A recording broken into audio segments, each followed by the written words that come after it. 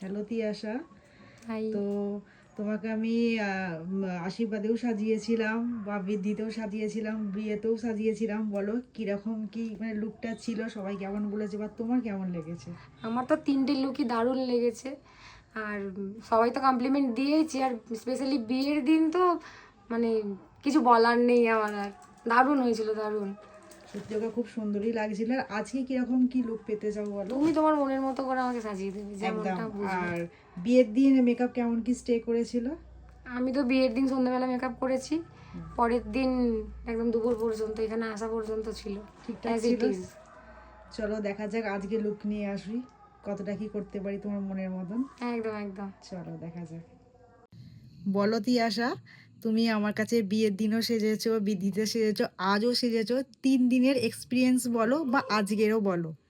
দারুণ লাগছে। আমি মানে ভাষায় প্রকাশ করতে পারবো না, জাস্ট নিজেকে নিজে মানে দেখে ক্রাশ খেয়ে যাচ্ছি, প্রেমে পড়ে যাচ্ছি, ব্যাস। অনেক ভালোবাসা নিও, তোমাকেও খুব সুন্দর লাগছে বা তোমরাও জানিও তিয়াশার লুকটা কেমন হয়েছে।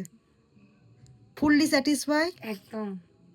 আজকের দিনটা কেমন কি বলবো, বলার ভাষা নেই। ভাষা নেই আমার। সত্যি ফোনে কতটা কি ভালো লাগছে বুঝতে পারছি না, কিন্তু সামনে জাস্ট দারুণ চুমু, দারুণ দারুণ লাগছে। মানে সত্যি চোখ ফেরানো যাচ্ছে না। আমি তো বারবার ফটো তুলেই যাচ্ছে, ও বারবার দেখেই যাচ্ছে। ও বলছে যে আমি মেকআপটা কিভাবে কি তুলবো। তুলবো, আমি মেকআপটা রেখেই দেবো।